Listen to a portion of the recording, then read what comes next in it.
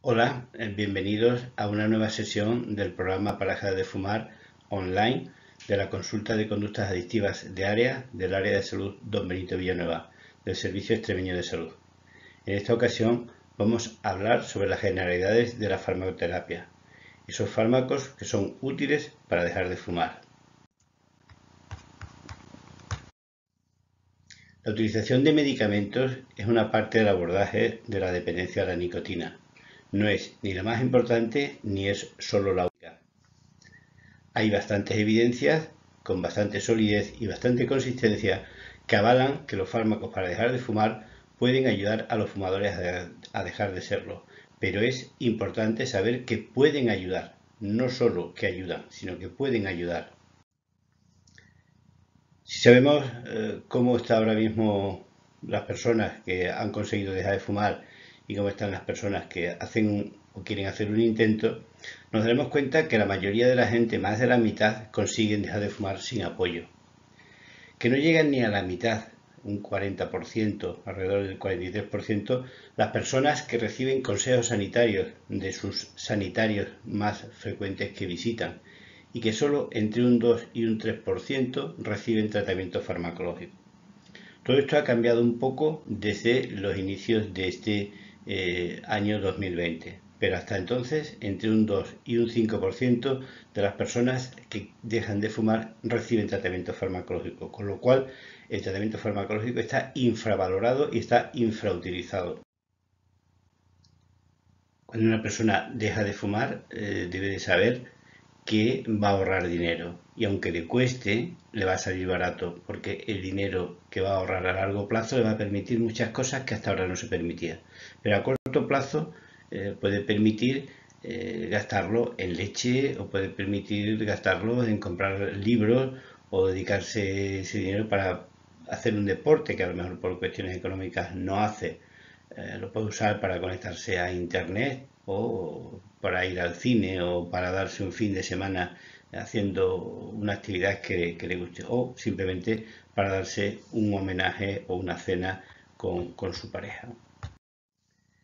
Sabemos que el dejar de fumar aporta beneficios, aumenta la expectativa de vida, aumenta la probabilidad de vivir sin incapacidad, se reduce el riesgo del cáncer, se reduce el riesgo de tener problemas cardiovasculares, respiratorios, digestivos, aumenta esa capacidad respiratoria y de circulación, hay un bienestar físico y mental, desaparece el mal olor de la ropa, de la casa y de todos los enseres que tiene en ella. La piel se alegra y se rejuvenece, se recuperan los sentidos del olfato y del gusto, y sobre todo vemos que damos un ejemplo positivo.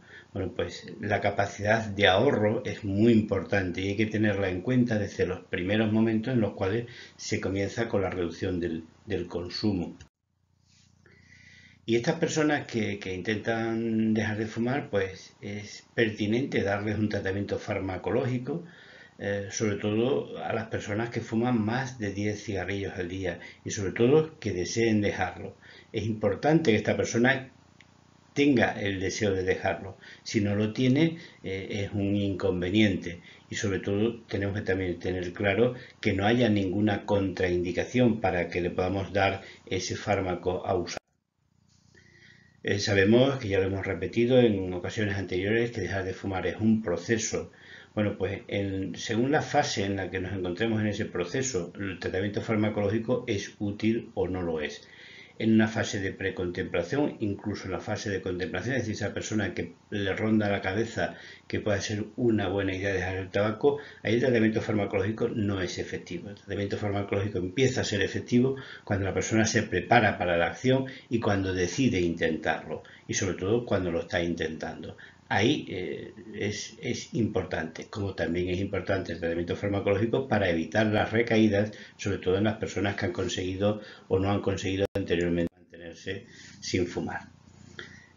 Para decir cuál de estas terapias disponible es útil, pues tenemos que tener en cuenta una serie de cosas que son, desde mi punto de vista, muy importantes.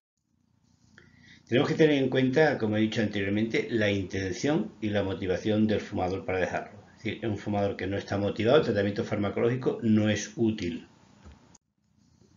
Tenemos que tener también y tenemos que saber las probabilidades que tiene esa persona de cumplimentar el tratamiento farmacológico. Muchas veces vemos que vienen a la consulta pidiendo un tratamiento farmacológico y luego no están dispuestos a cumplirlo o en pocas fases, en poco tiempo, abandonan su cumplimiento.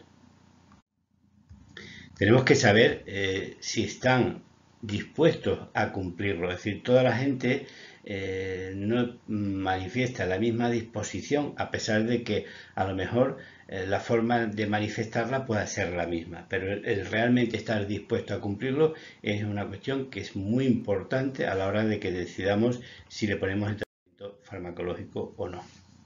También tenemos que tener en cuenta que muchas de estas personas lo intentan por su cuenta muchas veces y sobre todo lo intentan por su cuenta pidiendo un tratamiento farmacológico del cual no reciben mayor consejo y muchas veces se infrautilizan. Entonces eso influye en las expectativas posteriores que tiene esa persona para usar esos fármacos. Y sobre todo también tenemos que tener en cuenta una cuestión muy importante, es decir, no es solo lo que nosotros prescribamos, sino que también tenemos que contar con la persona a la que le vamos a prescribir. Y las preferencias de la persona son muy importantes de cara a poder decidir qué tratamiento farmacológico le dispensamos. Y por supuesto, una cuestión muy importante es saber las contraindicaciones y saber los potenciales efectos adversos de los fármacos. No es lo mismo dar un fármaco a una persona que está embarazada, no es lo mismo dar un fármaco a una persona joven, no es lo mismo dar un fármaco a una persona que tiene depresión, no es lo mismo dar un fármaco a una persona que toma otros fármacos y que puedan interactuar con ese que nosotros le podemos prescribir en estos momentos. Y sobre todo una cuestión muy importante es la experiencia del profesional con estos fármacos. El profesional debe de tener experiencia de saber manejar estos fármacos porque muchas veces eso es lo que nuestros pacientes nos están pidiendo, que sepamos realmente lo que le estamos indicando. Tenemos que saber que hay fármacos que están considerados de primera línea y esos fármacos son fundamentalmente 3 fármacos. La terapia sustitutiva con nicotina en cualquiera de sus presentaciones, chicles, comprimidos masticables, comprimidos sublinguales, spray y inhalador bucal. Y los parches o la nicotina transdérmica. La segunda terapia importante es el bupropión y la tercera en relación a su aparición es la vareniclina. Desde 1964 sabemos que a través del Director General de Salud ya lo anunció que fumar era malo para la salud y que podía causar una serie de problemas en nuestra salud, no en la salud en general, sino en nuestra salud. Antes de esa fecha se pensaba que fumar era para glamurosos, era para personas más sofisticadas y para nada se relacionaba con un mal hábito. Estamos hablando hasta hace escasamente 60 años. Desde 1964 a 1990, es decir, a la última década del siglo pasado, nos dimos cuenta que las tasas de fumadores empezaban a decrecer y que bajaron. Pero para eso teníamos que tenerlo monitorizado. Esto no se hizo aquí, esto se hizo en Estados Unidos. Se contabilizó la gente que fumaba y se vio que la gente empezó a disminuir su consumo. Porque se veía que la cantidad de personas en todos los Estados Unidos estaba alrededor del 40%, es decir, un gran porcentaje de la población era fumadora. Ese número, como dije anteriormente, disminuyó hasta el 20% en esos 3 decenios. De tal manera que hasta el año 90 podemos decir que estos consumos se han estancado. Coincidencia, ¿no? Pues muchas veces las coincidencias no existen, las coincidencias se dan por otra serie de circunstancias. Los parches de nicotina estuvieron disponibles desde 1973. En ese momento se necesitaba tener una receta médica para poder ayudar a los fumadores a abandonar su hábito o ese hábito tan desagradable que tenían que era el fumar. Es decir, se necesitaba receta médica. A partir de los años 90, los parches se convirtieron en un producto de venta libre para los fumadores. Y ya para poderlos comprar se quitó la indicación de que necesita receta médica. Ya se podían dar directamente en la farmacia. ¿Qué ha pasado con esto? Pues que el número de fumadores tenía más opciones a los tratamientos porque no necesitaban ir a un sanitario que se lo recetase, con lo cual se aumentó, pero mejor dicho, se disminuyó el número de personas que se mantenían fumando, del 40 al 20%. Estoy hablando en los Estados Unidos. Los parches de nicotina parecía que eran la solución, pero no lo fueron. Y no lo fueron por otras cuestiones que veremos a continuación y que sobre todo a lo largo de este curso muchos de vosotros habéis ido descubriendo. Que la dependencia a la nicotina es una enfermedad que no solo se produce por el uso de una sustancia, sino que hay varios factores, que hay varias partes, que hay varias por así decirlo, hay varias variables que forman parte de ella. La combinación de distintas formas de terapia sustitutiva, en principio solamente se recomendaba utilizar un tipo de terapia sustitutiva, luego se fueron combinando, es decir, esos tratamientos fueron variando conforme encontramos a personas con distintos niveles de dependencia y sobre todo encontramos personas con fracasos previos, tanto en monoterapia como por prescripción facultativa o ya sin prescripción facultativa. Mientras tanto, las compañías tabaqueras pues han seguido vendiendo tabaco y ya pues las compañías farmacéuticas también han seguido vendiendo sus productos. En este caso, los parches como una forma de terapia de reemplazo de nicotina que se suele llamar y se consiguió reducir las tasas de que las personas dejasen de fumar, pero no se consiguió que las personas dejasen de fumar completamente. La razón principal por la cual la terapia de reemplazo de nicotina no ha funcionado está fundamentalmente en que no se entiende a la dependencia de la nicotina como realmente se debe entender. El fumador es una persona que a pesar de administrarse una droga también piensa y también siente y también tiene una alteración conductual que está modificada y que muchas veces eso que piensa y eso que siente está modificado o está alterado. Por eso al darle esta terapia sustitutiva no conseguimos que deje de fumar completamente. Los fumadores pues no son adictos al tabaco, los fumadores gozan de fumar. Y sin duda, si los cigarrillos no tuviesen nicotina, no gozarían por el hecho de hacerlo y no seguirían haciéndolo. Entonces, la razón fundamental está en que la nicotina genera una enfermedad que es la adicción a la nicotina. Los fumadores son adictos a esa droga y sin esa droga podemos decir que sufren su abstinencia. Al reducir la dosis que se administra o al suprimirla aparece una sintomatología que está descrita en un síndrome que es el síndrome de abstinencia a la nicotina. Y efectivamente la nicotina a lo mejor no puede intoxicar, no intoxica como las otras drogas, pero sí tenemos claro que la nicotina produce un síndrome de abstinencia que es muy variable de persona a persona y también produce o tiene una característica muy importante que es la droga que es más difícil de mantenerse abstinente una vez que se ha abandonado su uso. Es decir, que cuesta mucho trabajo mantenerse sin fumar. Los parches de nicotina ayudan a reducir la abstinencia a esa nicotina y consiste en colocar unas pequeñas cantidades en el cuerpo con el fin de que se vayan aliviando esos síndromes de abstinencia que aparecen, esos síntomas que aparecen en las primeras horas tras el cese del consumo.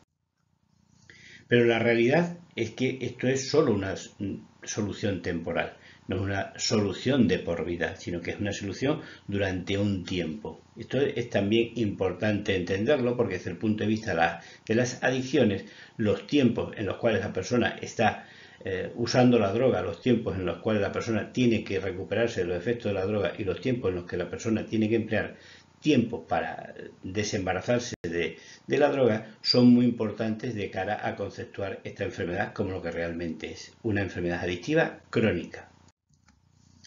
Y aunque la nicotina sabemos que es muy adictiva y sabemos que una vez que se deja de tomar en las primeras 72 horas el cuerpo ya se puede sentir libre de ello, tenemos que tener mucho conocimiento y sobre todo tenemos que tener mucha paciencia.